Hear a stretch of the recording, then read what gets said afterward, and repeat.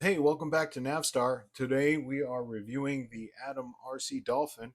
I have no idea why I waited so long to get my hands on this plane. All right, so we're going to tackle the unboxing here. I have started the process, but as you can see, it's well protected, and I've never had a package from ATOMRC that wasn't properly boxed, or for that matter, with everything in it that I intended to receive. This is, of course, the RTH version, which is two steps above the kit. The kit comes with all the parts, but you have to assemble it yourself. The plug and play does have some assembly required and installation of some of the components, but it's a little bit farther along the spectrum.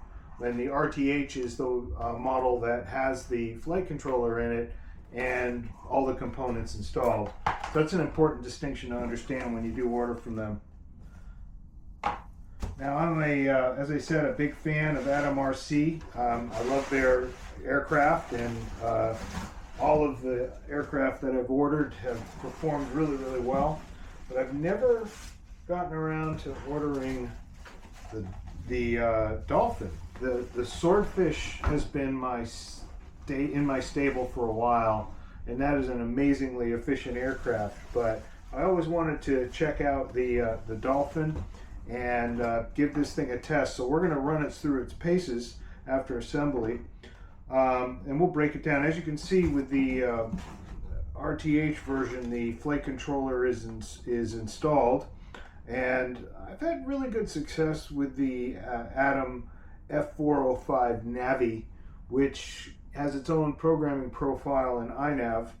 And as you can see, it's installed here in the rear of the fuselage, adjacent to the GPS, and the wiring is all set up for the ESC and running to the 2306 motor in the back. So this is going to be a very quick build, and we're going to be able to get this in the air as soon as the weather clears in southeast Texas.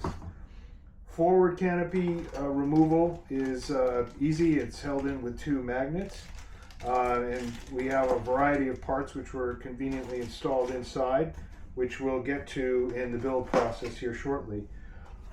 The remaining equipment that's in the box is the main wing spar, two propellers, which I appreciate greatly, instructions, and of course the sticker pack, all of which will be applied for the Maiden Flight, and we will get to that next. All right, let's get into the build. Very simple. An RTH version, or a return to home version, is largely assembled with regards to the wiring. And if you're just starting out, I would highly recommend paying a little bit more for that version as opposed to the plug and play or the kit. The RTH comes with the flight controller installed and all the servos and wires in place, and I can't recommend that enough to get rolling quickly. Assembly was very quick and quite easy.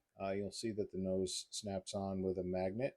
Wing spars went in quite easily. There are two of them, a large forward wing spar and a smaller after one, which is, you can see there, it's attached to the rear of the airfoil.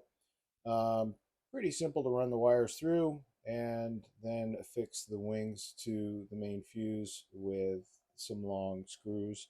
Had to be a little careful putting those in. They have thumb screws on the ends and look like they could possibly strip, but just be careful. Turn it backwards a few times until you know you're in the receiver for that. And there's not much more to it, to be honest. It's a very straightforward build. There are some good instructions. You do have to follow those.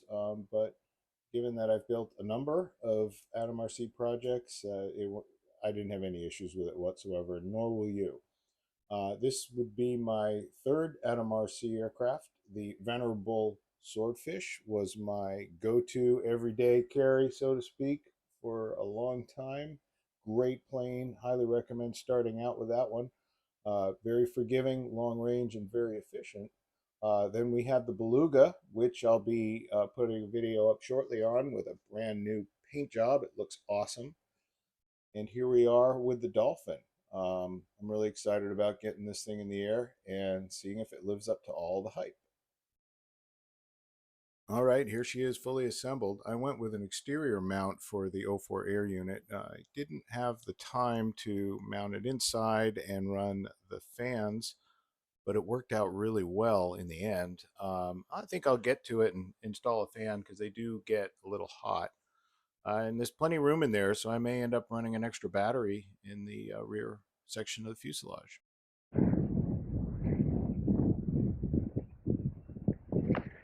All right, folks, here we go. We got a breezy day today. I seem to be finding breezy days to maiden aircraft. But this is the much beloved ATOMRC Dolphin. And I've been looking forward to flying this aircraft for a while. And ATOMRC very kindly provided one for review. So we've got it set up. I believe it is going to function according to plan. That is a belief, of course. And we'll see how it goes. Throttle active. Telemetry logging on.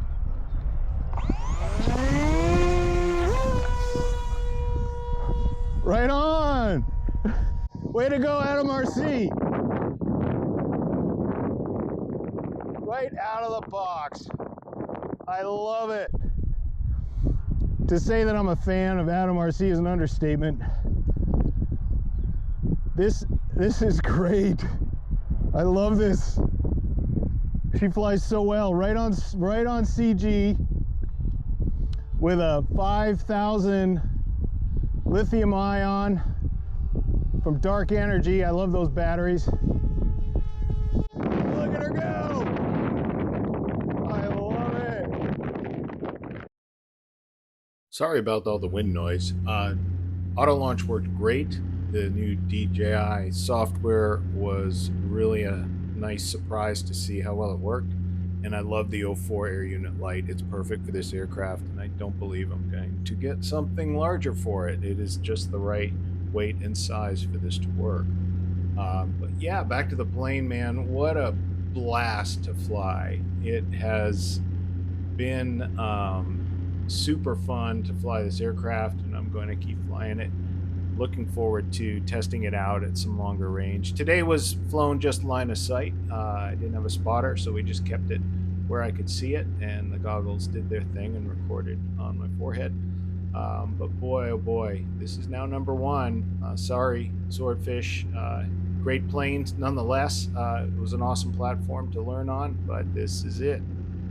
Super fun, handles really, really well, and I mean, look at this. I mean, the ability to fly around with like a flying wing with just 2 control surfaces blows my mind.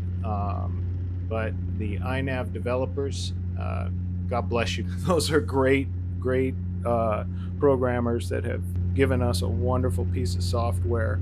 Coupled with this aircraft, it's second to none. Really a super day. Probably one of my funnest maidens to date, where we could get out there and just have fun with it. She literally flew right out of my hands, and no issues whatsoever. Looking forward to doing a little more programming to tweak it in an auto tune, and maybe a nice quiet day to fly in. That GPS is saying you're going too slow, but I know I got airflow under the wing. Sweet! All right, Swordfish, you've got trouble now. This might be my new favorite child. This is an awesome FPV platform. Wow. Yoo-hoo! Dang, this is fun. I love this plane already, man. This is awesome. Love it, love it, love it!